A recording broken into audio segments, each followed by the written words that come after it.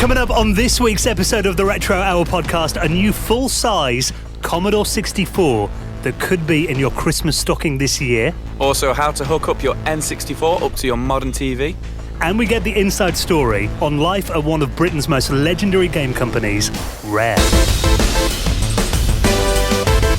Hello and welcome to the Retro Hour podcast, episode number 180, your weekly dose of retro gaming and technology news with me, Dan Wood. And me, Joe Fox. No Ravi this week because he's on his travels at the moment, so just us two this week, Joe. I know, a bit jealous of him, travelling off, swanning off to the south of America. Well, look at me and you here, though, Joe. I mean, you know, you're in a metal band, and I've had 2 coffees, and I think this show could get a bit wild this week. It could get a bit wild. I've had a packet of crisps as well. I've had an Aero, sugar in me. We could wreck the studio. It's going down. Actually, I think someone's beating us to it looking around it. But I mean, when we're not in metal bands and eating crisps and chocolate and drinking coffee, we enjoy video games, which is what this podcast is all about now. Every week, people ask me what kind of systems we cover on this show. And generally, I say from ZX81, you know, the earliest like microcomputers in Britain, up to around PlayStation 2 era, which is a fair old era of video games to cover. That's a big, 35 years we've got going on there. At least. So, at least. And next week, we're actually going to be talking about something from the 60s. So, that is pretty old school. That's pretty old school. That's the furthest back, I think. Is that a Retro Hour first? Well, actually, no, we did talk about some the Colossus machine from World War II. So okay. That was pretty retro, 1945. That's pretty retro. But generally, we talk about, games that we grew up playing because, we've been lifelong video game players. And if we're talking about a British video game company that really, especially here in Britain on the Nintendo systems, Rare was such a legendary company back in the day. Were you a big fan of Rare games? I love the Rare games. Donkey Kong, Banjo-Kazooie, Banjo-Tooie. Yeah. All of them, just Rare and Nintendo for 16-bit, and then the 64-bit kind of era is just, it's just treasure. It's just golden work there. I can't even get my words out. I'm just like, it's that good. It's that good. So I'm super excited to listen to this interview. Well, this is something that Ravi and I recorded a couple of weeks ago when we were at Retro Spillmessen in Norway. We recorded last week's show before we went, so I can actually talk about what it was like now. It was great, though. It was quite an intimate show. Not on the the scale of like your Play Expos and that kind of thing. Much smaller, but really nice event. And the people there were like incredible. And one thing I really didn't expect, and I said the same about Pixel Heaven when I went to over to Poland a couple of weeks ago as well.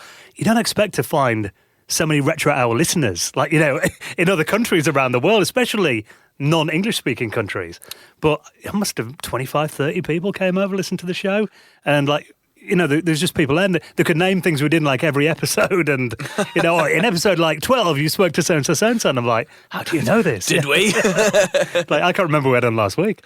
But, it was incredible. We were made to feel very welcome. And we actually did a little live stream. They were doing like little kind of interviews at a live stream room backstage, and Ravi and I went back there, and the organisers of Retro Spillmessen sat us down for about half an hour on their stream talking about the podcast and the history of it and stuff as well, which we really enjoyed doing, so I'll put a link to that in our show notes this week. But being on stage as well, one thing that really struck me compared to crowds here in Britain is how up for getting involved the audiences were. Yeah. Because we get it, when we do shows in Britain, great crowds, really into the games and that, but you often get to the end and you might box off 15 minutes for a Q&A. And it lasts 5 minutes because everybody's awkward and they're just a bit like, they kind of want to ask a question, and then Ravi's got to run around with a microphone, Yeah, they're all like, has anyone got any questions? They're like, might sit in their hands like, should I? It's like when you're at school, isn't it? Yeah. When someone puts a hand up, you might. But you want to ask something, but you're typical British, terrified of sounding like an idiot. Yeah, that stiff upper lip. Yeah. But then in Norway, we had any questions. I think everyone's hand in the audience went up and were like, we've only got time for about 4. So they're an amazing crowd out there. And we did, some great panels across the weekend. Last week, it was a story of Conker's Bad Fur Day with Sean Pyle and Chris Marlowe. This week, it's a panel that we did on Sunday morning. This is all about life at Rare. Now, it's an all-star lineup, if you love Rare. David Doak, GoldenEye. Legendary game. Chris Marlowe and Sean were on this as well. David Wise, Donkey Kong Country Series. Kevin Bayliss as well. We've had the rest of the guys from Rare on the show individually. But Kevin Bayliss, he's someone that we actually haven't had on the podcast before. Yeah. And obviously Killer Instinct. Yeah. Great beat-em-up game on the N64. So it's a 1-hour panel, and they're all talking about what it was like working this legendary company, little insight into games and stuff as well. Really interesting. I think, upon listening back to last week's show, it was one of the best interviews we'd ever done, I think. Well, a friend of mine commented and said that he thought last week, touching on Conker's Bad Fur Day, was one of the best interviews we've ever had. Yeah. So I'm looking forward to seeing what people say about this one. Yeah, and I mean, whenever we're around your house after a few drinks, it's always GoldenEye and the It's N64. always GoldenEye and the N64 every Christmas, like clockwork. It comes out, slaps. I think it's because it's the only game Joe can beat me at as well. Yeah, whatever. So we are going to get stories of Rare, what it was like working there in the golden era, coming up recorded live at Retro Spillmessen on the Retro Hour podcast in around 15 minutes from now.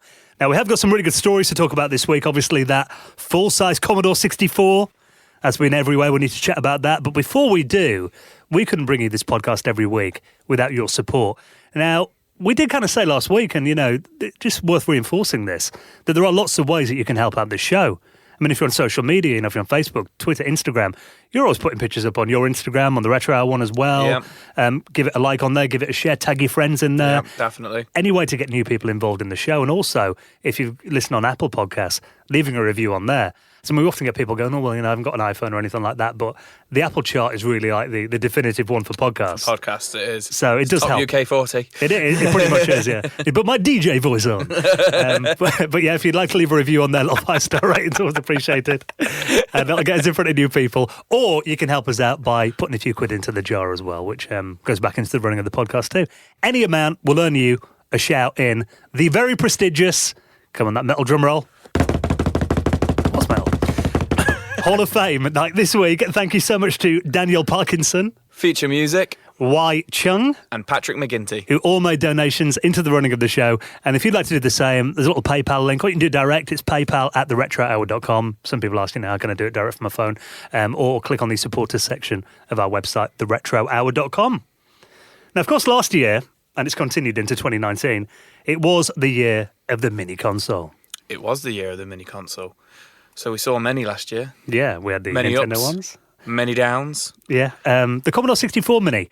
Now, that was, it was something, I do remember it was an Indiegogo campaign. And I remember it wasn't successful, but then they managed to release it eventually last year. I think jumping on the back of the mini console craze after Nintendo. But there was lots of reviews. There's problems with it. The first thing was, the Commodore 64 itself was a computer. So you had this mini thing and the keyboard didn't work. The keyboard didn't work. And wasn't the main thing was a lot of the games are like press F12 or something to continue. And it's just like, oh, great. So it doesn't even work. So you can't even play certain games on it. You can plug a USB keyboard into it. Okay. And a mouse. And, some games did support mice, I believe. But then it kind of ruins that mini aesthetic. So a lot of people were a bit disappointed that the keyboard didn't work. And it had a few problems with the firmware and the emulation that were ironed out in later revisions. Like, I know the American one actually ran, a lot of stuff a lot smoother than the British version. But now, the thing that everyone wanted, and, it was a worst-kept secret in retro computing, that there is going to be a full-size Commodore 64 replica that will be out in December this year. Okay. Now, there's a little trailer video. Now, if you get this link open, I'll put in our show notes on Gizmodo. There is a trailer in there that they released on YouTube. And if you click play on this, and I'm just going to fade up the music, because I've done the music on it's great. Now, they've got like a VHS video. Yeah. Then they've got this music comes in. It's very Stranger Things. And then it says a future 2019 AD. And it's got kind of a post-apocalyptic landscape. It reminds me of the opening to Terminator 1. I'm getting goosebumps, actually. I love post-apocalyptic like films and stuff like that. And that proper John Carpenter kind of like synth feel to it. So anything like that just kind of gets the hairs on the back of my neck stuck up. So straight away, it's usually somebody when mentioning the Commodore 64 or anything like that, I'm usually not too fussed. It's a little bit before my time. Ravi and Dan there, frothing at the mouth to talk about these things. And I'm just like, well, it's no Nintendo. They've got me with the advertising there. That's the thing.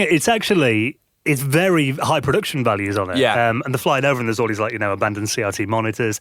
And then kind of electricity comes over the old Commodore 64 and it's comes back to life. And then they're showing the 64, the new model that's going to be out later this year. So looking at it, it's got a full keyboard on it. And it's also got the Commodore 64 had these little kind of, they call it PETSCI. Mm-hmm. So that was kind of these little symbols that you could put into your programs and that kind of thing. It's got those on the front of the keys, like the original one did. The only thing is, they haven't actually showed the ports in this video, what's going to be on it. Okay. But, I mean, in the articles, they do mention it's going to have an HDMI port, obviously, to hook up to a modern TV. It's going to have a couple of USB ports on there too. Yeah. But I do like this as well. They say it maxes out at 720p. Some people are talking about that like it's a negative. You're probably not going to want to play Commodore 64 games in 4K. Yeah, let's get the sharpness of this game on here. International Karate Hassle of Crisp. But they also are going to bundle in the joystick as well. Now, they're saying this is probably going to be an improvement on the one that came with the Mini, because a lot of people said that was really unresponsive. Yeah. Apparently, this one's going to be micro-switched.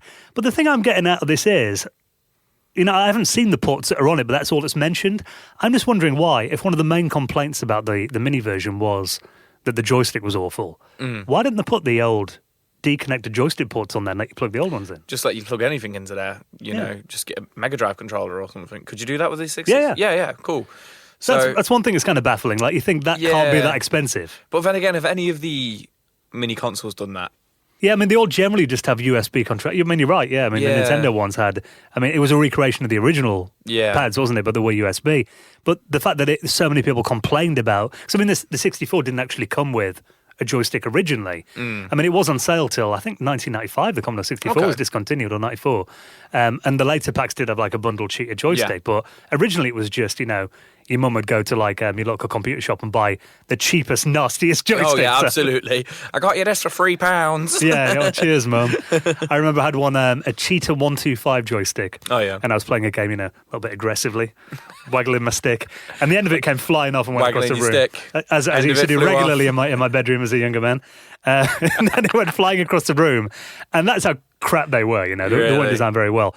But I mean, when you got stuff like the Zip Stick and the Competition Pro that are generally considered the best joysticks of the era, you think it makes sense just to let you plug one of those into this system. People still got them, people still collect them, people still sell them on eBay, so it would make sense, but the only thing I can think of is just the aesthetic of it. Like, they just, I don't know, they don't want that on there, but then you could just argue stick it on the back, maybe that'd be a little bit clunky.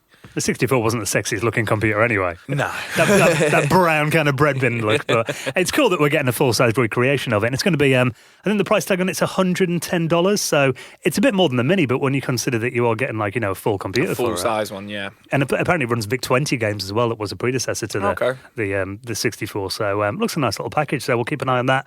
Hopefully get my hands on one when one comes out. Now, let's get into Nintendo, because it's been a really actually busy week for Nintendo news. And it seems like every week on this show, we're talking about Nintendo taking down fan projects. Now, did you see this game called Mario Royale? I saw a video about it and I skipped over it. I didn't watch it because I instantly thought that's going to be gone within 2 or 3 days, because we know what Nintendo's like. They don't like anybody using anything Nintendo if you're not Nintendo. And everyone knows that. Everybody knows that. World. Yeah. So to me, I mean, this kind of looks like someone's attempt to deliberately rile up Nintendo. Yeah. So this was a game that you could play in your web browser. Oh, yes. So, open it on Chrome, whatever, type in the website, you can play it on there.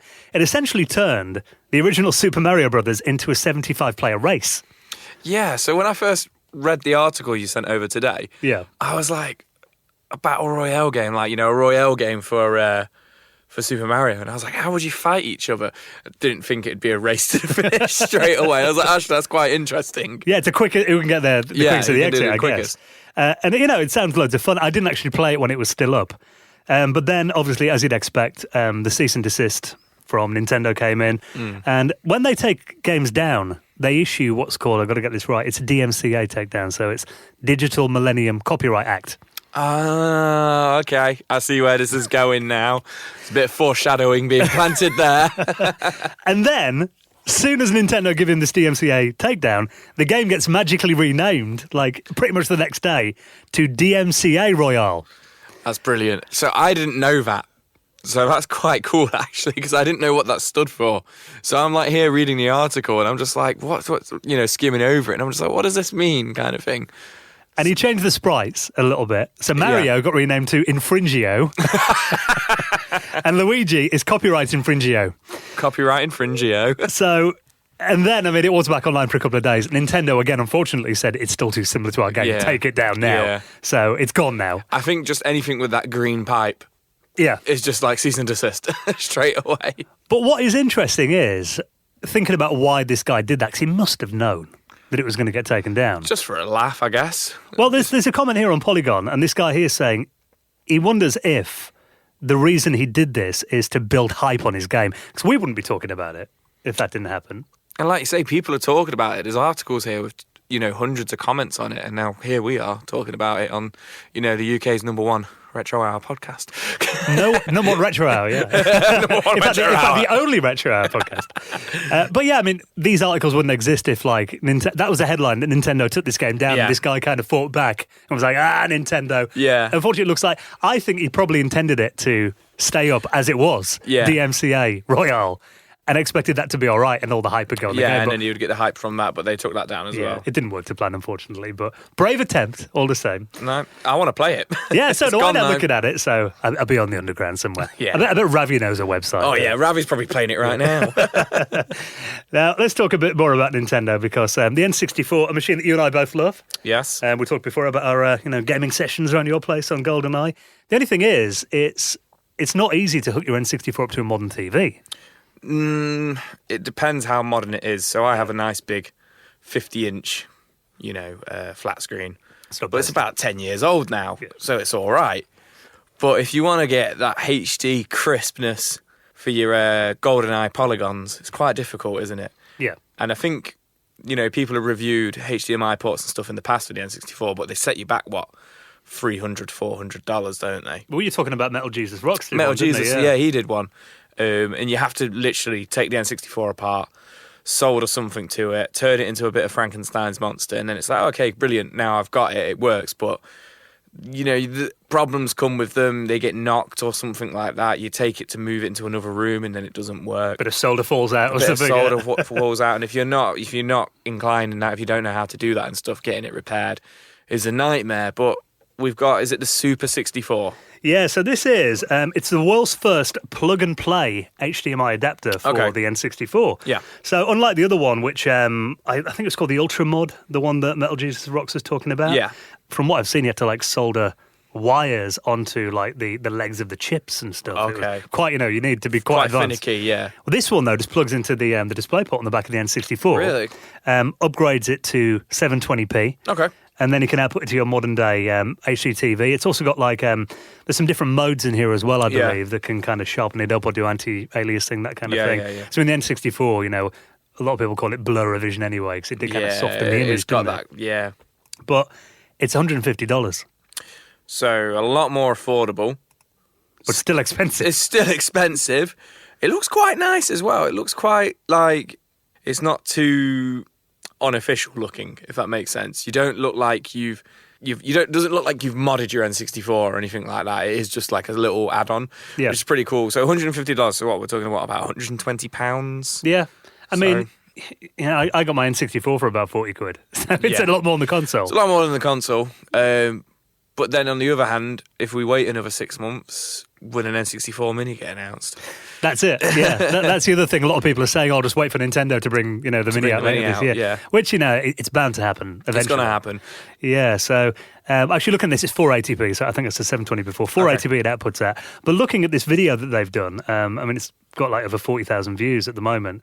Eon Gaming, and they're showing Super Mario 64 running on it, and it does look really nice. And one thing you haven't got, there's no input lag there, and it kind of does help with that side of it, because a lot of those games were quite precise, and even a small bit of lag introduced can mess up your controls. Can change a lot of things, especially with that early 3D kind of we all praise Mario 64 on how amazing it was, the jump to 3D controls and stuff, but it is, like you say, that ever so slight little nudge of the N64 analog control, that's it, you're off the edge. Yeah.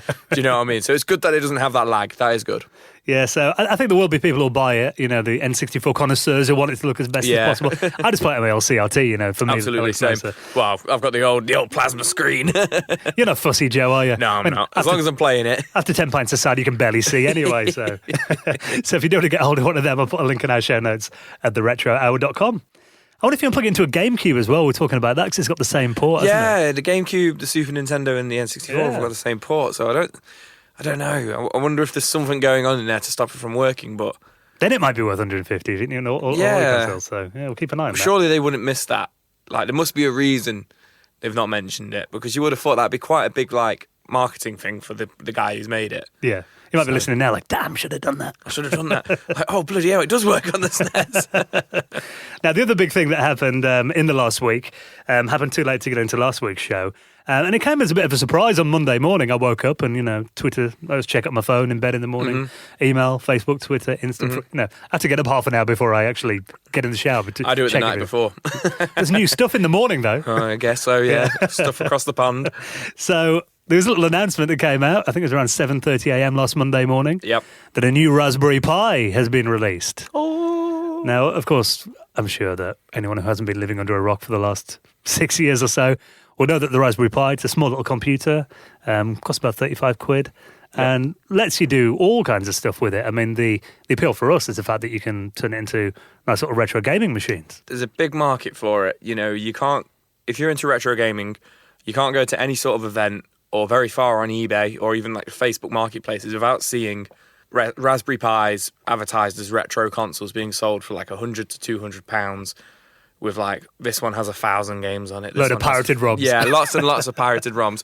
But they do work to a point where I do sometimes consider just saying, do I just get this and just sell everything and buy another house or something? Do you know what I mean? But I just haven't brought myself to do that, by the way. Your wife might hear this one day and be like, yes, Joe! Yeah, well, let's do it. But no, so what's different about this one? Enlighten me. Well, it's essentially more powerful. Okay. So the Raspberry Pi Model 3B, I believe was the last one I got my hands on, which is probably about 2 years ago now, maybe even 3 years ago. And there hasn't really been a significant upgrade to it. I think the reason is because, to keep it at that price point, they've got to wait till the technology becomes affordable enough to get in there. Yeah. And now it seems like it has. So, I mean, you've got different SKUs of how much memory you want as well. I've got the 4 gigabyte version, which I think the original Raspberry Pi, the first one, I think it had like something like 128 megabytes or something. Brilliant. So it's quite an improvement, over the years. 4 gigabyte on here. It can support dual 4K displays now. Yeah, I just read that. That's pretty impressive for that tiny little thing. Micro HDMI ports. It's got a more powerful processor that I think I read could be 3 to 5 times quicker than the previous model. Okay. It's got USB 3.0, so it's for plugging in like your peripherals and external discs and that kind of thing. You're going to get really quick connection speeds. Okay. Gigabit Ethernet as well. That means connection to the internet's a lot quicker than it was in the previous model. It's got USB-C power supply too, which seems to be the way that all phones are kind of going now. That new USB-C standard. The reason is, because I thought, it's a pain, because I'm going to have to buy a new power supply now. But this does actually take a little bit more juice than the older models. All right. Probably because it's high spec. Yeah. But it's got all the other Raspberry Pi stuff in there, the camera port and the GPIO pins, so you can make your weather station at home if you want. But it's still actually got, it looks like a headphone jack on the side of it. But that's also a composite video output too. Oh, wow. Okay. So if you want to make an arcade cabinet or you want to put it, I've got like one of these, I think I've talked about it before on the show, a monster joystick. Yeah. Where you put your Raspberry Pi inside the joystick. Yeah. And you've got micro switched arcade parts, and I've got like MAME on there and all these arcade ROMs. Yeah. So, for that, you can output that to your old CRT screen. Okay. And it looks like the original game. So really, you're talking a lot more performance for the same price as the last model. So I was going to say, it says here it's from $35, but that's going to be, the lower RAM, the 1 gigabyte RAM and stuff like that. But I can't imagine it's going to shoot up that much in price. I did get the next model. I wish I could remember what I paid now. It wasn't much. I did get the 4 gigabyte version. I've got a feeling it wasn't too much more though. Yeah. Yeah, I looked, I was just that excited about it. I bought it on Monday morning. Because I know what happens when a new Raspberry Pi comes out. This is the thing. I remember the last one, and I remember you looking high and low for it. Yeah. And you couldn't get your hands on one. I remember it so well. And then there was a magazine promotion at one point. Yeah. They give one away for free. Going around WH Smith's and Asda, and you're looking for them, and some guy was like, oh yeah, we had like 10 issues of that in this morning. One guy bought all 10. He's brilliant. Yeah, there they are on eBay. Yeah. But one thing they're doing about this new Raspberry Pi, they're trying to sell it as kind of a desktop computer replacement, which I thought was a bit weird. I'm looking at the advertisements for it here, and it's like in an office. It's like, it's being used in an office, like with the 2 4K screens, and they've got their cup of coffee and their banana, and it's just like, and I'm getting excited now. And it's just like, okay, fair enough. But you do realise probably the only market I see of it, anybody who I ever see mentioning a Retro Pi is gaming computers, like using it for retro Or games. education. Yeah. Or education, yeah. Which originally was the market that the Raspberry Pi was intended for. It was a replacement for like the old BBC Micros and the Acorn machines. It was like to teach kids how to program. Yeah. Which seems weird now. I wonder if that's like a decision their marketing department's made. Like, it's more powerful now, so we can push it as a real computer kind of thing. Yeah, but, maybe. I mean, you look at the size of the machine, it's powerful, but you could probably run a PC from 10 years ago with more power and buy it cheaper if you want that kind of thing. I can sort of see where they're coming from, because you've got all these schools of computer labs and everything now. When they're flogging these off for $35 and a school needs 100 of them. Yeah. Cheaper than buying Macs and that, I guess. Yeah, there is that. So I can sort of see the logic behind that. Yeah, but get the education of the gaming market. You're not going to see these in banks and stuff, I don't think so. No. If you do get hold of one, though, I mean, I think there are some stock again, kind of coming into some websites today. When I looked, I bought the motherboard. I bought a heatsink so I can overclock it a bit. I got the official power supply, because trying to get one, like a phone one's always a pain. But I just missed out on getting the case. Oh. So literally, I think it was like one in stock, and I tried to buy it and it gone. So, but it does mean I'm going to have to run mine, without the case and the naughty naked nude for the next couple of weeks till I get older one. So I'll have a video out by the time this comes out hopefully as well. So X-rated. So that's all the stories we've got for you this week. Everything we've talked about, I will put in our show notes to save you Googling. I do that every week. You can find them all at theretrohour.com. And right now, let's get into our all-star Rare panel, recorded live at Retro Spillmessen in Norway a couple of weeks ago, talking about life at Rare.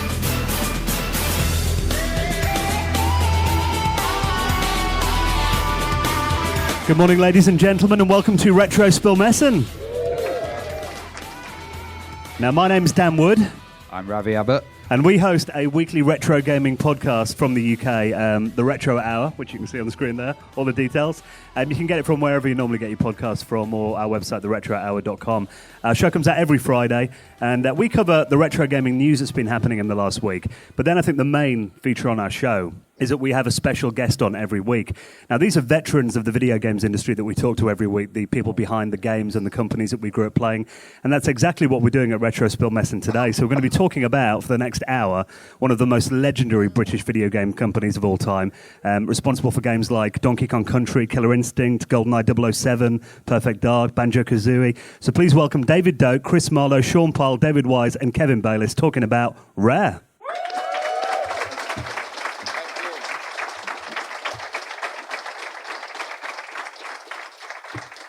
Now, just as a brief introduction, I thought it might be quite nice, just really briefly, if we can start with you, David Wise, at the end.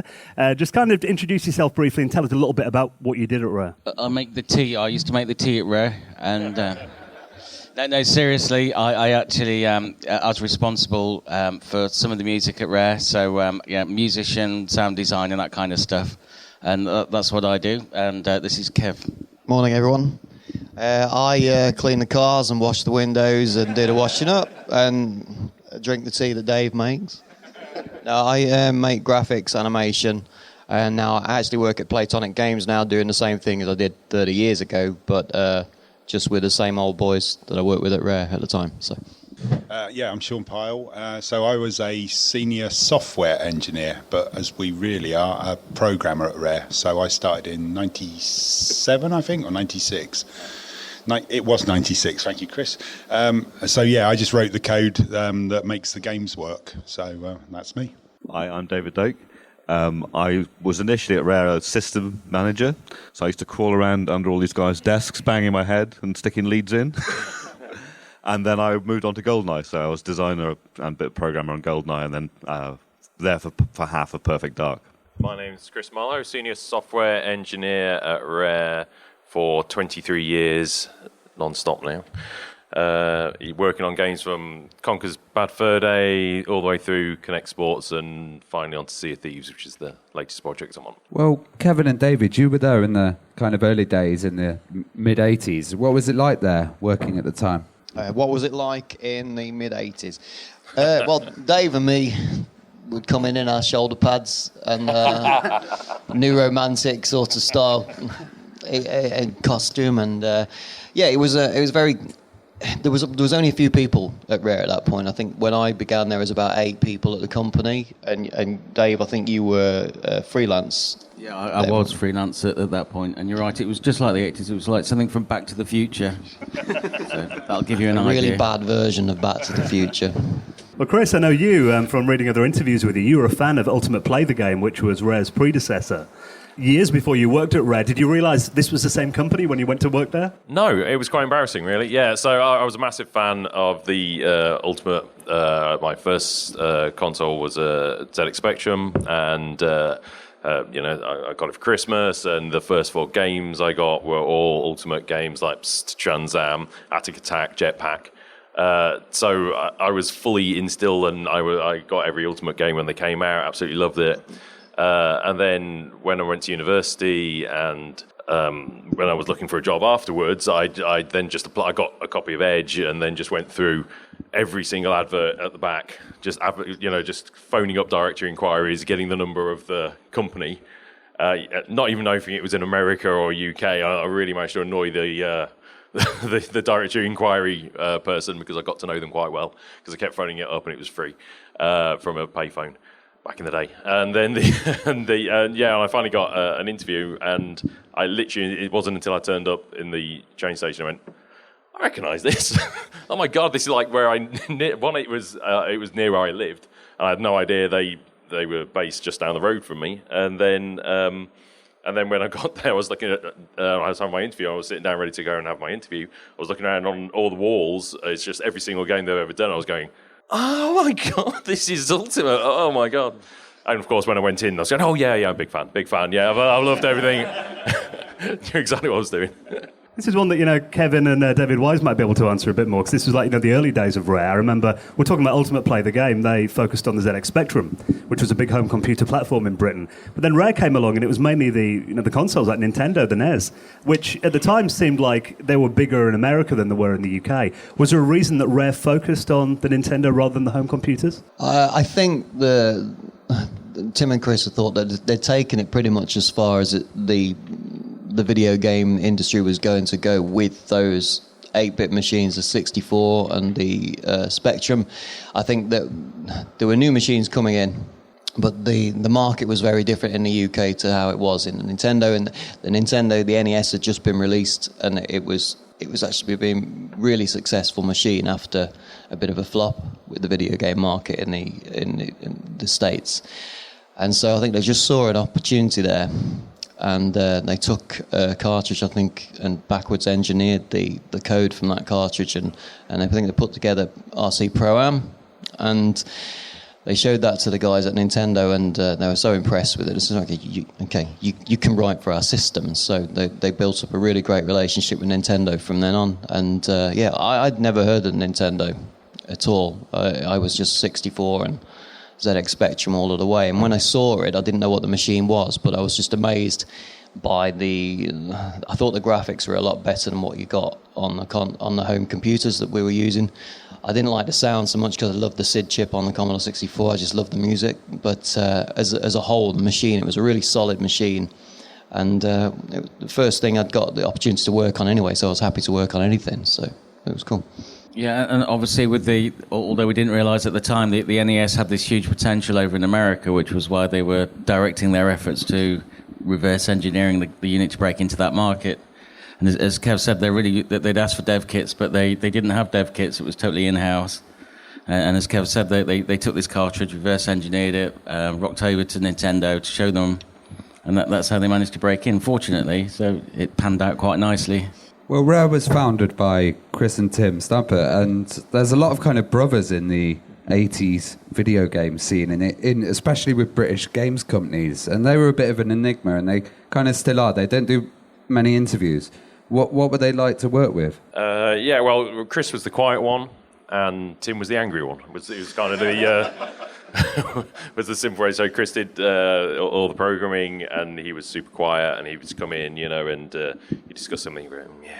When I began, I'd had no guidance how to make graphics, no previous experience, and so I was in an office with Tim on my own, so I got to work with him sort of hands-on, and we'd sit there with the radio on, and he'd come and say, you're doing the right thing, but you're going the wrong way about it, and so he would show me how he would do it, and he was very good at sort of putting you in the right direction, and he knew that you knew what what was required, but he would show you how to do it, and he'd always do it better than you would, which was a little bit annoying.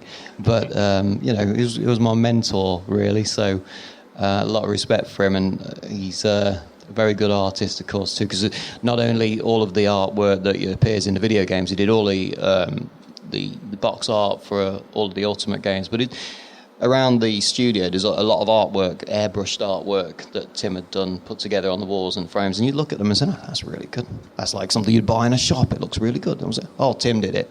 Everything's got Tim written at the bottom. So There's rumours about them like being workaholics and working 18-hour days, 7 days a week. True then? Yeah, we all did. To be fair, I think it was just the way. I mean, when I got there, I couldn't drive, so I was stranded in the middle of the countryside and waiting for my lift home, which was usually 9 o'clock in the evening. And Tim and Chris's younger brother Stephen would drive me home. So, come on, Kevin, you finished yet? And he would take me home, and then in the morning I'd be in there again about 8:30, and then the same would happen again. And then at the weekends, I mean, people had moved down to the middle of the countryside to work at Rare, and they'd often moved away from their friends and family, so there wasn't a lot else to do other than work. And so, although you call it work, it wasn't really work. It was a bit of a family environment there. Even when it was a small company, even when it was a larger company, we all had the same interest. And so at the weekend, you can come in and play a bit of a game and create a game, have a bit of food, and that was your weekend. It was a slightly different pace to what it would be at the week, but it never really felt like work. So there was also a lot of car washing as well, as I remember, on Saturday mornings. Best place to get your car They had clean. the best car wash machine long before anybody else did, and it could really clean your car. So that was always a good incentive to go in at the weekend because your car got clean. I'm sure it wasn't purposely designed, honestly, but the way that when we were in the old farmhouse, there was just one road, there was one lane that you went up to, and then the main car park. So obviously that got filled up completely, and also parking all the way down to almost the road. So if you wanted to leave at 5 o'clock and your car was at the other end of the car park, you'd have to ask 40 people to move their cars to get out of the way. So invariably... You'd be afraid to do that because it looked like you wanted to go home first. Yeah. Do you want to move the car? Why do you want to move the car? I was just going to say about the stampers, because again, like Chris, at Ultimate, when I found out it was Rare, I found out before, and it was like, that's where I'm going to go. And I was still at university, and then I applied. And to me, my recollection of Tim and Chris is I was sat doing some work, and Chris Stamper came in, and I thought, it's Chris Stamper. Oh, my God. And he sat on my desk and just goes, oh, how's it going, Sean? What you're working on? And it's like, I've got to explain to Chris Stamper what I'm doing, as a coder, which was just totally intimidating. But, I mean, he was a great guy. And Tim was just really enthusiastic about what you were doing, and he was kind of the artistic side of the brothers, and they were just good to work for. My favourite memories of Rare are the sort of the Stamper era, definitely. Once it was Microsoft, it became a bit more, you didn't know who was running stuff, so... I just want to say one thing about them. They were so enthusiastic about games. And I remember when I was leaving, they were kind of like, "It's like, well, why do you want to leave? This place we have here is completely made to do what you want to do." And another thing that became clear to me when I ran Free Radical was how much they protected us from all of the other forces. That because famously games get schedules get messed around, budgets get messed around, things get cancelled and stuff. And at Rare, they really fought the corner for the teams. Do you think part of that being out in the countryside, the isolation helped the focus and kind of everybody feeling like camaraderie with a project? And yeah, I mean, it was very much it's a little community. I mean, looking back on it, there are things which were bad. I mean, we worked excessively long hours, but it was born out of passion. I mean, we've spoken about crunch and things, we catch up and stuff. And the thing about all of that stuff is that certainly at Rare, it's actually quite addictive once you start doing it. And when you're working with people who you trust on small teams, you see other people doing stuff, and it's almost like magical things happen. So it's a hard problem, that, because some of the things that made our games great were just the amount of time and being there nearly all the time to make them. I don't think there's an answer to that yet, because when you see something that's really, really good, it often means that people have put excessive amounts of their life into it. So. Also, when we say we're out in the country, we are out in the middle of nowhere. Absolutely no. There is no going out at lunch and nipping out to the post office. It doesn't happen. There is nothing 4 miles. There's a zoo. Yeah, we can go to the zoo. Can I just say, another thing I just remembered, and we talked about this the other day, I knew I'd remember something. It was one of the interesting things about working at Rare, particularly working hands-on with Tim. It didn't just stop with video games, because he was such a creative guy. And we were having a talk and a laugh about it the other day. He'd got designs on a hi-fi system, motorcycles. He was into Shire horses, and so he had his own Stamper Shire horses thing going on. He was a great carpenter. He made a lot of the furniture at Rare, and so he was a really creative guy.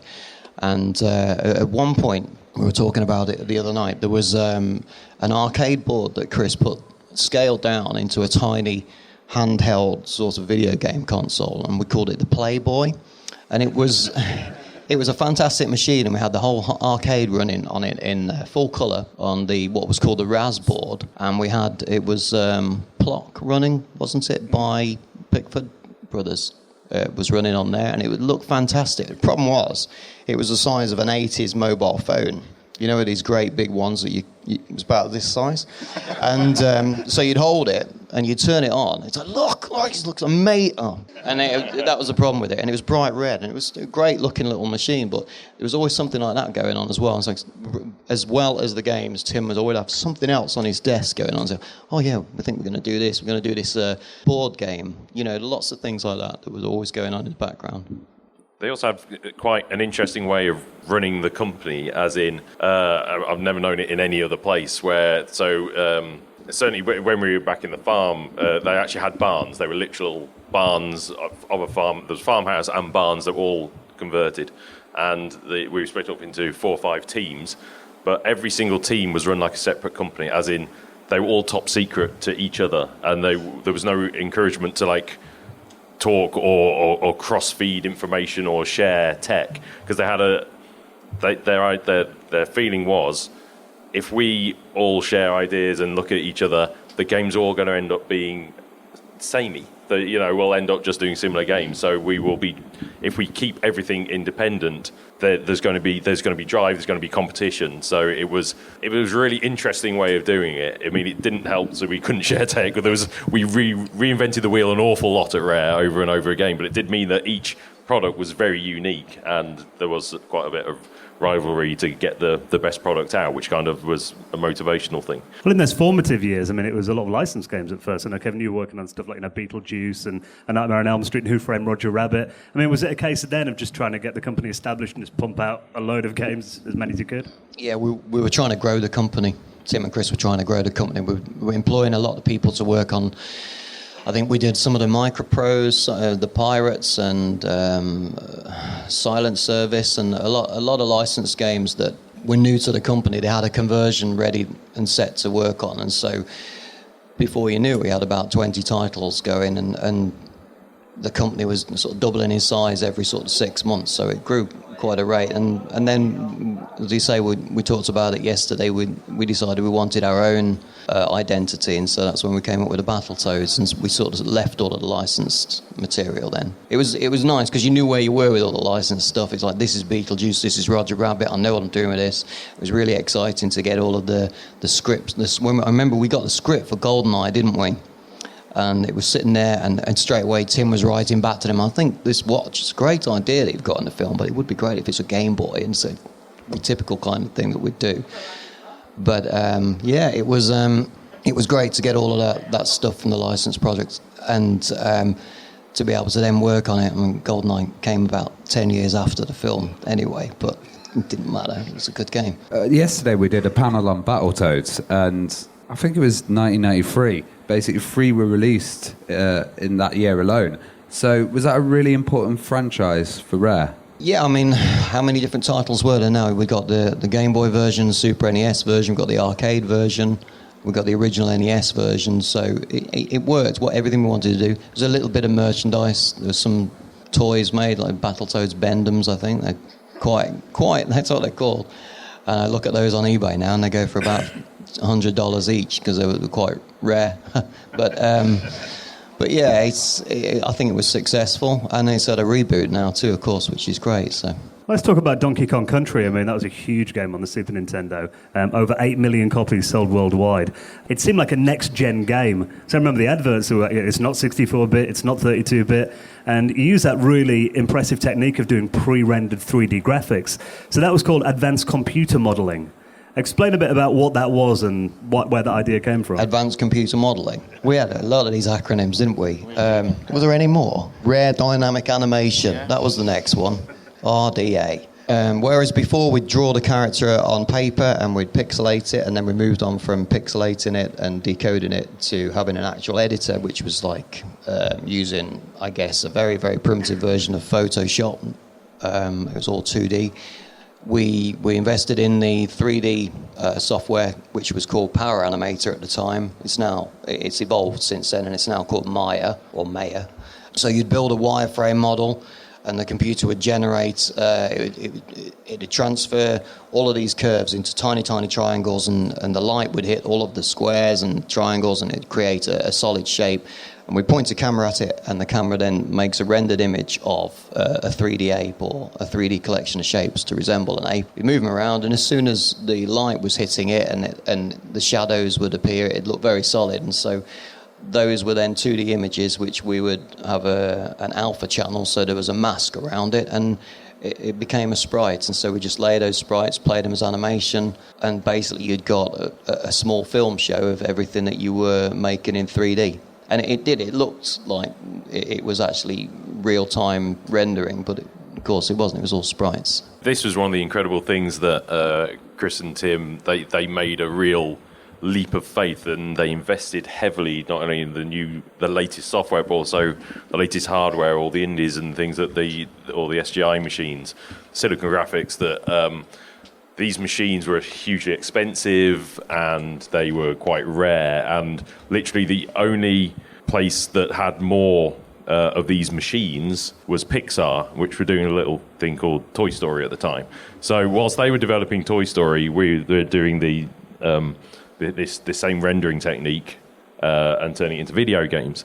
And one quite funny story is that at one point the Ministry of Defence had to contact Rare to say, why do you have all these basically supercomputers all sitting... What is that you're building in your basically like a bunker, a secret lair in the middle of the countryside? Are you planning to try and take over a third world country? And it was going, no, we're actually making video games. And that, it's interesting that, because I was, at the time, I was doing postgrad, so I was doing science research, and my field was molecular modelling. So in the lab where I worked, I used silicon graphics to look at molecular models, and then as part of my job, I looked after the other silicon graphics machines around in the building. So in this quite well-funded, it was Oxford Centre for Molecular Sciences, internationally recognised, funded, cutting-edge research institute.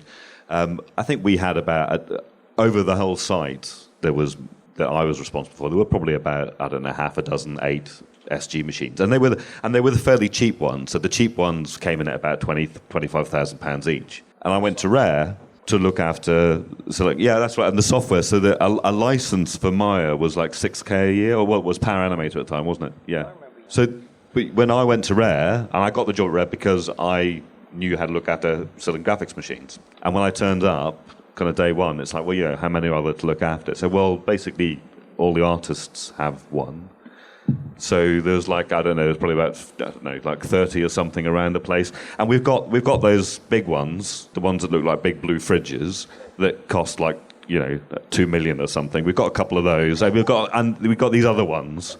And they had amazing names like Death Star. Yesterday I mentioned the Death Star. The Death Star, yeah, the Death Star. And then there was Jabba and stuff. But it was great. I mean, it's like, so these guys had like, in research in a top institution, they didn't have the money to buy these things, but Rare was just full of them. you know. Well, it impressed Nintendo so much that they kind of bought a 49% stake in the company. How much did that change things? And when Nintendo came to Rare, what was the reaction like? Was it kind of like, we all have to behave now suddenly? Or? I think it really changed when Nintendo got involved at all. It was they invested, and because they liked what we were doing, and they already had been working with us anyway for years, and so we had a great relationship with them. Didn't change at all. I think maybe we saw a few more visits.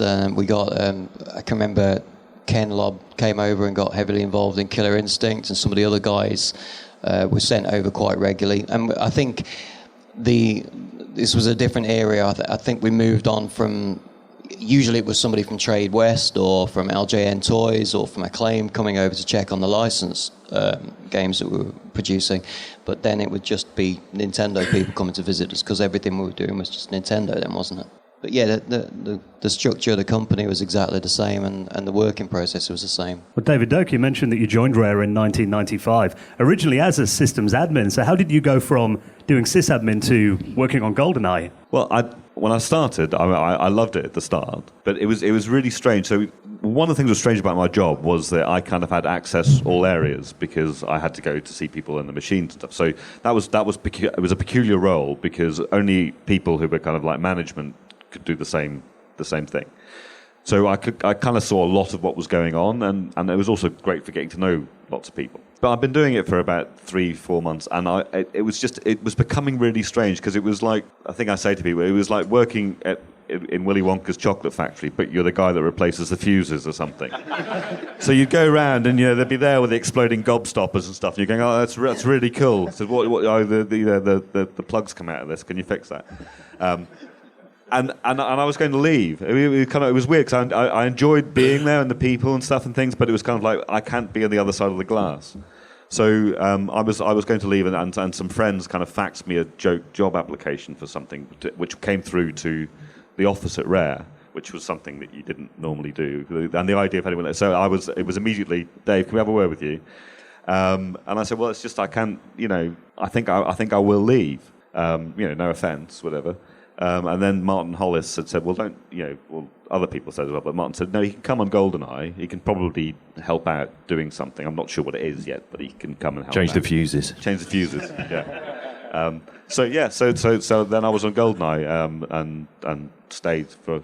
Well, originally it was meant to be an on-rails shooter as well, wasn't it? And then did that change? Yeah, well, by the time I was involved, it was first-person movement and all the systems were in place. But the initial design for GoldenEye was that it would be something like Virtua Cop. So an on-rails character, and despite the fact that obviously the N64 didn't have a light gun, but you're going to use the thumbstick to move the reticule around and stuff. And I think it was presented at Shishinkai's show, I think, as with this kind of like on-rails footage. But I think Martin was saying, it was like they did the whole thing, spent all of the time building the pipelines and getting everything to the game, get it all working, and then everyone's kind of having that sitting around going, well, is it fun? It's like, well, to be honest, it's not much fun. And I was like, well, then they decided to make it, first person and have player control. But I think one of the really interesting things about it is that a lot of the stuff in GoldenEye, which was seen as being kind of moving stuff forward technically in terms of first person games, like the character reactions and people running for alarms and all that kind of stuff, a lot of that comes from the kind of set pieces that you get in Virtua Cop. So it was like, translating that into so a lot of the AI work, I think, benefited because of the way that the development explored a different path, first of all. One of the most famous features about GoldenEye, I'm sure like anyone had an N64 back in the day remembers getting all the friends around with the 4 controllers and the split-screen multiplayer games well into the early hours of the morning. But that was actually a bit of an afterthought, wasn't it, the multiplayer? I think it was always something that was wanted to be done. It was always on the wish list of things you could do. And obviously, the N64, it had the 4 controller ports, so it was obviously, that was something that was going to be possible to have local multiplayer. And we used to play a lot of, you could play Doom on the SGIs, so that was the thing that we kind of would play a lot of. And I'm not sure how complicit Tim and Chris were with it, or I don't know if you know anything about how complicit they were that we were doing it, but it did seem that it was kind of done outside of the scope of what management were watching. because the game was late, as Kevin said, it was supposed to have come out, like a year before, whatever. But Duncan Botwood and Steve Ellis basically split off from the team and sat in a room and made multiplayer. And we never really showed it to anyone senior until it was done. And it was like, oh, well, there's this. I particularly remember Ken Lobb coming over. So Ken Lobb was our big contact at Nintendo of America. And Ken Lobb would come over and check up on things and stuff. And we'd always kind of hinted to him that maybe it was possible. But it was like, it's not going to happen because you're really, really late. I remember him coming in. We said, Ken, we've got something to show you. And we walked in, and we had a dev kit up, but there were 4 controllers in front of it. And he said, oh, you guys. And the thing about the multiplayer for the team was that it became, once the multiplayer was in, at Rare there was almost like this kind of like internal black market in GoldenEye ROMs. So Mark Edmonds used to send them out because there was this weird thing where we didn't look at others' games. Once people knew that there was a good multiplayer thing, it started getting sent around all the company. Was that where stuff like you being inside the game as Dr. Doak or like Big Head Mode or stuff like that came from? Well, all of that stuff, all of the cheats and things were just trying what we could do. So that and then it's quite funny to make a Donkey Kong mode, obviously with a big shoulder stuff. So, but everyone on the team and a lot of other people at Rare, a lot of the kind of like other staff as well, like the technical staff and support staff are in the game as heads. The Dr. Doak thing came about because I had because I was a scientist. My character was in the game. We had an objective with a scientist in it, and I kind of put it in just as it's got to have some name. Put it in mine, thinking, well, this will get taken out for sure because it's just not something you do. And sure enough, Tim said, "Okay, that's coming out." Yeah. And we were naughty. We were a bit kind of naughty schoolboyish as well, because it was that kind of environment. It was a very institutionalized environment, So when somebody told you to do something, you would kind of like, yeah, okay, I'll do it, but under duress, I'll be bothered. And I think it was Martin who snuck it back in, so it got changed, so my name wasn't on it. And then as we were getting closer to deadline, or getting closer to having a submission candidate and whatever. Martin put it back in again one day.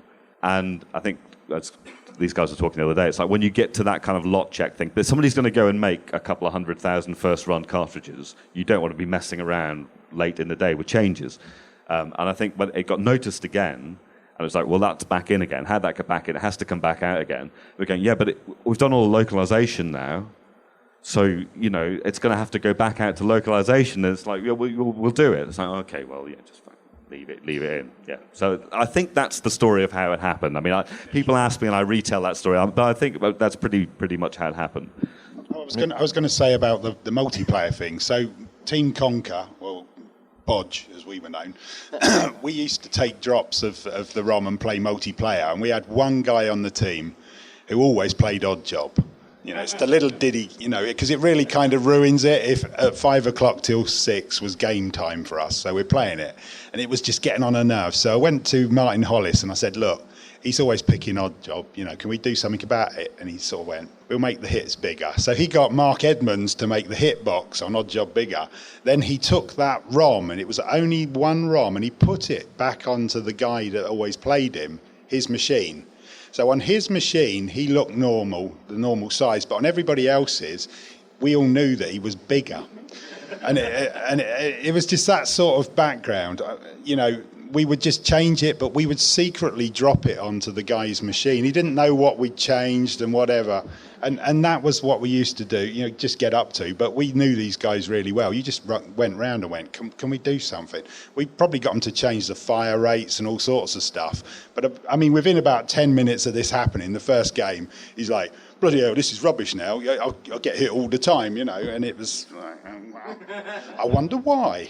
It was an exciting day when we also discovered the command that would allow you to play any sound file on anybody's machine remotely. Yeah. So you can imagine what we got up to with that, where we'd suddenly go, oh, we've got this command.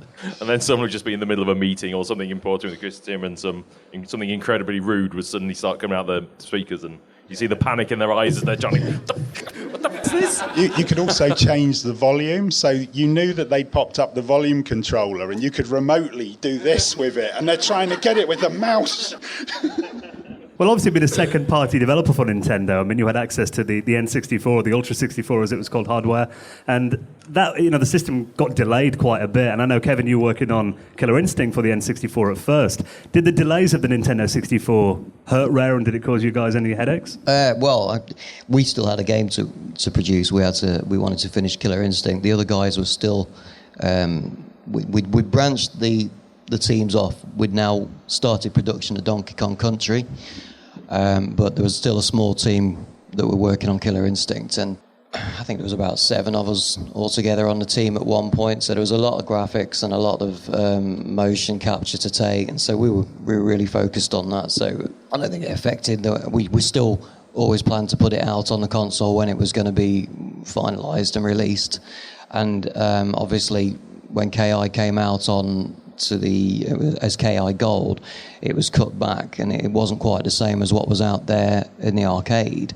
You had polygonal backgrounds in places and layered sprites and downscaled sprites. For me, I was just continuing to focus on getting KI done and then work on to KI2 as the next arcade game. So it didn't really affect my workflow. I don't think it affected the company. So, and we're all so busy we're getting Donkey Kong out there. So. Well, Rare were growing, a lot at this time, and obviously they made more hirings, and Sean and Chris, you came on board. What were you working on initially then when you joined the company? So you guys were working together, weren't you? Yeah, I arrived a few weeks before Sean, so I get to speak first. No. Always with the first. 6-week seniority.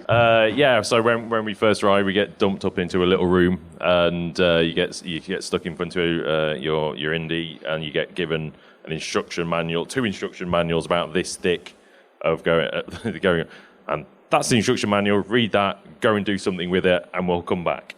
So you sit there going, "Oh my god!" It's like baptism by fire. Yeah, it was like a couple of yellow pages worth of instruction manual, which you run through, and you get your simple one triangle spinning around on the screen. And then Sean came on. I was very glad because I got up to Sean's office, and we have someone to be going, "Oh my god, this is." He's going, Yeah. I mean, it was the same thing. You do 2 weeks in the incubator, which is like it's the attic at the old farmhouse, and it's south facing as well, so that you boil to death. And they've got these tiny little flies that plague you. So I just remember that bit and thinking, God, where have I come to? And you do your 2 weeks, and then somebody comes and has a look at what you've done, and if it's not rubbish, they go, okay, and you just get stuck on a team. So I just got stuck in an office with Chris, which was on the KI barn, but we daren't look at what the guys were doing, because we were in little cubicles with glass doors, and we were just afraid, weren't we? We just sat in there going, I wonder what they're doing. Can we have a look? Dare we ask? So you've got the guys doing KI, and we were just given little jobs to do. Yeah, it was right at the end of KI Gold, so it was just about to come out, and so everyone's feverishly working and going, possibly don't want to jump in and change anything at the moment, but can I make a barrel fall over? And then, of course, KI finished. We didn't do any real work on it ourselves. We just got to play it at the end, and then 12 Tales was the big thing. Well, obviously, we did a full panel yesterday about Conkers. If you want to find out more about that, I'll put it on our podcast next week. But tell us a story about 12 Tales, and how did Conkers Bad Fur Day come out of that game then? I suppose we'd all been impressed by Mario 64, so we all knew we were going to have to do a game in that vein. And so we started doing our usual thing of trying to reverse engineer everything that they'd done to figure out how it all worked. And we were going to make a sort of the Rare equivalent of Mario 64, so just a platformer where you collected stuff. And what happened is Banjo came along essentially because we were struggling kind of with the design, not with the technical side of it. We had a very technical team of people, but the design side of it wasn't really coming anywhere. And Banjo turned up, and we would have been competing with ourselves.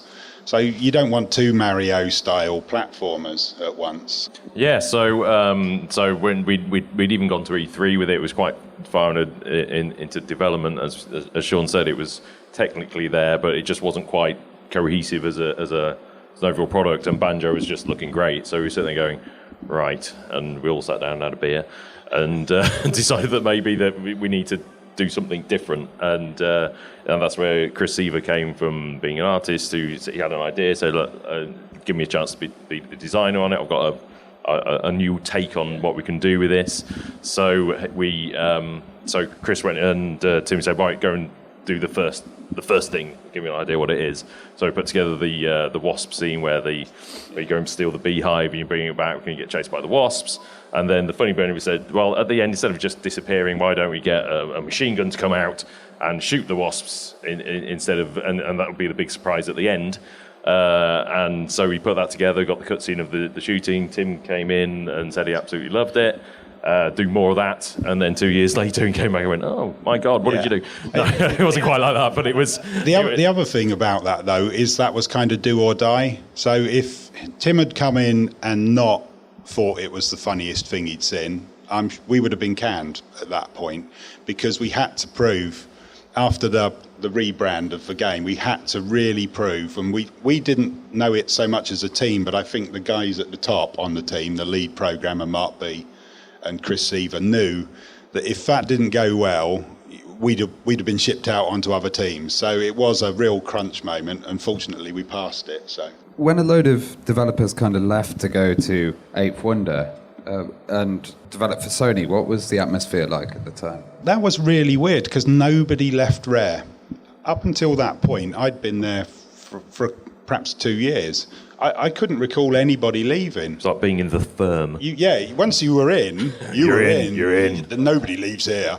And the box. yeah. And essentially, when that happened, I think it was a first big sort of shock. We had a couple of major sort of groups leave, and that was the first one. And I mean, for a lot of us, it worked out quite well because there was a noticeable bump in your salary, which was nice, and people seemed to take more interest in trying to keep you. So all of a sudden it was like, you're not going to leave. You know, I remember being asked by my lead programmer, you're not going to leave, are you? You know, no, you know, I'm in the firm. I'm going to stay for life. But was it a shock when the Microsoft buyout happened then? Did you see that coming? Or? Well, I think we could see something needed to happen. We were getting into it. We got into a little bit of a rut. I think it was like we'd entered this weird phase where we were doing prototype after prototype after prototype, and I don't think anyone really had the idea. Nothing was quite coming through. Going, yeah, that's the thing that we want to do. That's the next big thing. And we did so many prototypes. I mean, like about a year and a half. I remember of just prototype after prototype, and no real decision being made, and it was going through a bit difficult times, so there was like redundancies coming up and that sort of stuff. And I think we needed a cash injection to keep going because it was super expensive building. You know, it's a really expensive place to run, and if the money's not coming in, you can't just keep doing that. And I also think that Chris and Tim were keen that people had been working really for a long time at Rare. They'd given out shares inside the company, sort of internal shares sort of thing, and they just wanted to give something back to the company, get a cash injection, get something back to the people who'd put in a lot of time into the company. So all those things came together to when they decided to offer the company up, and I think Microsoft were the. I mean, I think ideally they want Nintendo to come in to have done it, but I don't think they were. I imagine they were given first refusal on it, but and I don't think they were keen to have it exactly how Chris and Tim wanted it. And then it was offered up to a few other companies, and in the end, Microsoft just gave us an offer they couldn't refuse. So and they brought with them a lot of the stuff that made a modern company. Because the company was getting bigger and bigger and bigger and bigger, but it was still being run, you know, just by people who'd started off from the bedrooms, and you know they learned a lot as they'd gone along. But Microsoft brought a lot of stuff to the table of being able to manage a large company, and although they'd never really managed a gaming stuff, they'd started Xbox come in, but they were still fairly new to that, so there was a little bit of getting, you know, working the two different systems together and making them gel. So it took a bit of time to get that working, and they would admit just as much themselves. It was they were learning, you know, at the same time. But overall, I'm pretty sure Rare wouldn't be here today if Microsoft hadn't come in. So I think overall it was the right decision. I have to say the bidding thing was a bit funny because there was it EA, Activision, and. Yeah, and Microsoft. Microsoft were kind of like hanging back to see what was going on, and EA dropped out for some reason. I can't remember why. And Activision kept bidding and Microsoft bidding, and Activision were in the lead. So it was like, yeah, it's going to be Activision. And then Microsoft come along and they went, right, open their pockets, doom. And it was like so much more than Activision that Activision just went, oh my God, and Microsoft won. So there was this, they might have been going like, and then it was like, whoop, we win. So that was Microsoft. Well, for the last 10 minutes or so, we're going to hand over to you guys. So if anyone's got any questions about working at Rare, life at Rare, your favourite games, just put your hand up and we'll run over with a microphone. One down the front here. Hello. Thank you for a wonderful panel. This one goes out to you, David Doak. In GoldenEye 007, I've noticed that pretty much everything explodes. The alarms explode, the computer monitor explodes, even the friggin' chairs explode. Why did that happen? Is it because explosions are awesome? No, explosions are awesome. I've never been in a real one, but I think one of the things with GoldenEye was that we were very keen to expand what happened in FPSs. So generally the environments were quite static. So I think we kind of had this rule of thumb with for the graphics, which was a third went on the backgrounds, a third went on the characters, and a third went on the props. So the props being all the crates and barrels and tables and stuff. I don't think the intention was initially to make just everything that it's made of Semtex, so it just goes up if you go and if you go leave it near a radiator or something. I think we were talking about this the other day. I think what happened is that Steve Ellis had put in the particle. So at that time in games, particle effects were not a very common thing. I mean, any game now is just like layers and layers of particles and fancy stuff like that. And so it was kind of done from scratch on the N64. So all of those, we used to call them the cornflakes. Those when something explodes, you get the kind of like spiraling sprites coming out, counter-rotating. And then there's the fire render on the top of it. And I think what probably happened was that when we put it in, or when Steve put it in, it was on all props, so that everyone could just get a feel for it and what it was like. And then it was just, well, actually, it's quite fun that everything explodes, because it also, I mean, a lot of these things, it's not just the visual part of it. It actually changes the way the game plays. So, and also GoldenEye has this thing where if something explodes, the explosions perpetuate through the world in a very kind of stepwise fashion. So you can have something will go off. You know if that monitor's blown up there, and if you're standing here, it's going to come, or that scientist is going to get killed by the explosion moving down. So I think they got left in as that. And there was also, I mean, there was an aesthetic thing as well, which is, I mean, we loved all the John Woo films, and that was kind of like, particularly those gunfights in kind of like, there's the one with all the bird cages and stuff, and there's just stuff flying everywhere. So it was, and a big part of it from a game design point of view is it's a consequential action response thing in the game world. So it embodies the player because you're there, and it's another thing to think about. I'm really glad it stayed the way it does because it was very distinctive. What I want to know is who did the motion capture for being shot in the arse? So, well, that's one of the great, well, not unsung because but Duncan Botwood, who was the other designer on GoldenEye, Duncan did all of that motion capture. And at Rare, there were two ways of doing it. Well, I think at the time, it was got for killer. There was a motion capture system called Flock, which was just, I think it had kind of like flex response things on all your joints and stuff, and magnetic probes or something.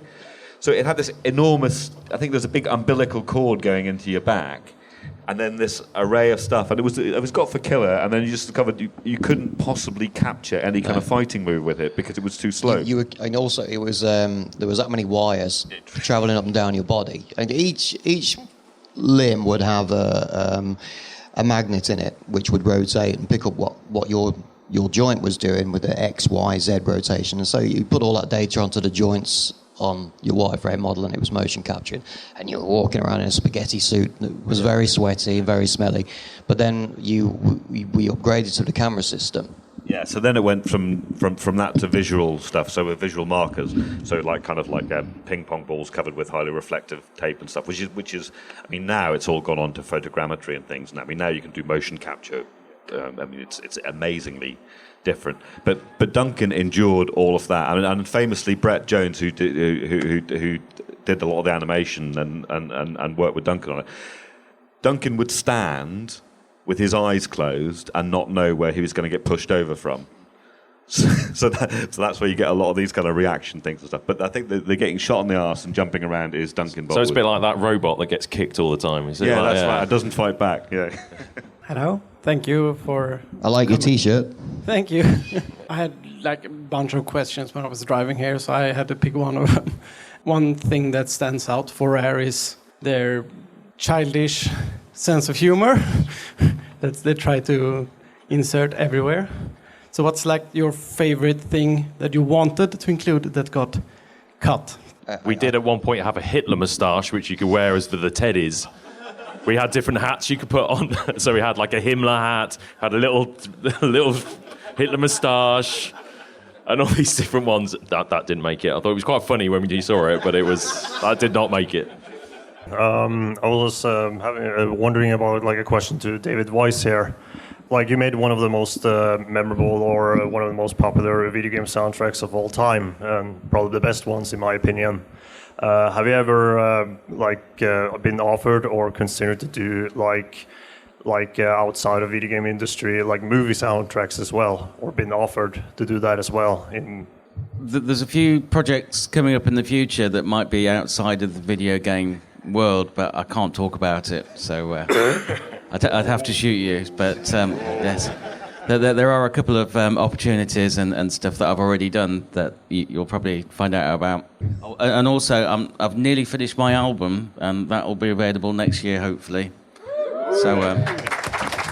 Is that your stamp album, Dave? Yeah, that's right. And Kevin's doing the graphics for it, so there'll be a combination of great artwork and hopefully some nice tunes as well, if I get my finger out. Well, guys, it's been incredible getting these inside stories from such a legendary company. So thank you for joining us. Please give a big thank you to our panel.